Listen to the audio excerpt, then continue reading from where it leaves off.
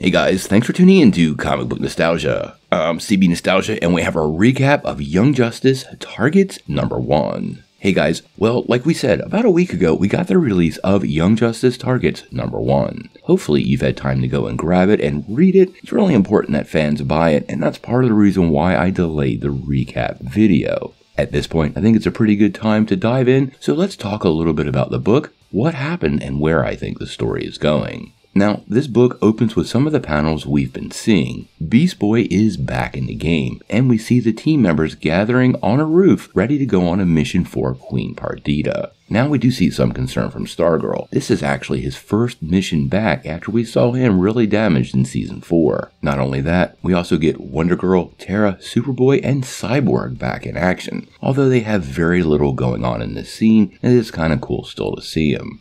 Now at this point, the comic flashes back 2 days and explains why they're on a mission for Queen Perdita. 2 days earlier, she actually arrived in Star City and was welcomed by Bowhunter security. This would be Roy, Will, and Jim Harper, along with Harlan Matthews, aka Clayface. I really do love that we get the brothers back together in this. Good to see them in action again, and I love that Harlan Matthews is now a hero. Clayface was always a little torn and kind of a sad villain. Stricken almost, so it's good to see him evolve into a hero.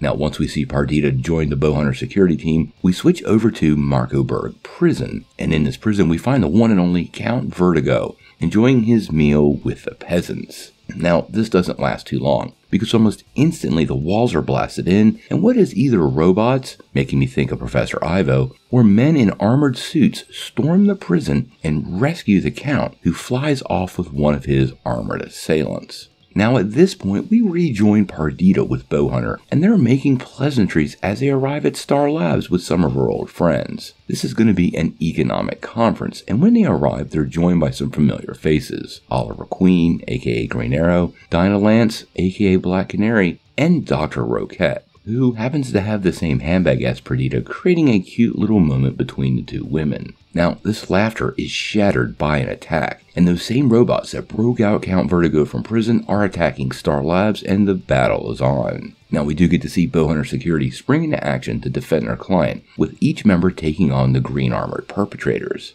Ollie and Dinah also hop into the action, and it is a full battle royale between all parties involved. Now, during this battle, we see the forces of Count Vertigo fire darts into Ollie and several other members of the team, almost immediately disabling them and removing them from the fight. This allows Vertigo's forces to grab Perdita and fly off, leaving the heroes reeling and really worried about their incapacitated friends.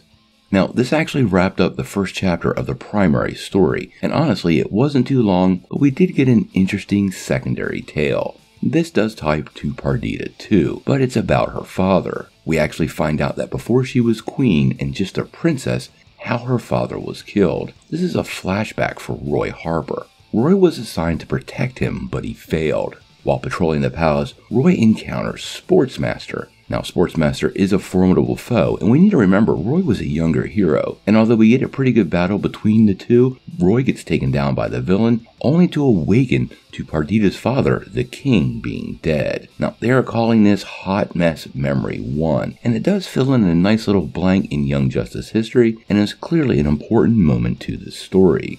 I also wanted to point out DC Showcase happens to be right after Perdita arrives in America after her father is killed, so it is an interesting chapter that fits perfectly right there. Now again, in the book, Chris Jones's art is spot on, and although it's fairly short, it was super well paced. Quite honestly, it may have felt short because it was a two-parter and both stories rolled along nicely. I'm still giving this an 8.5 out of 10. I loved it and I really can't wait for issue number 2. It's pretty clear to me Dinah and Ollie will be coming back. They're on the cover, but how they were incapacitated so easily is what's interesting to me.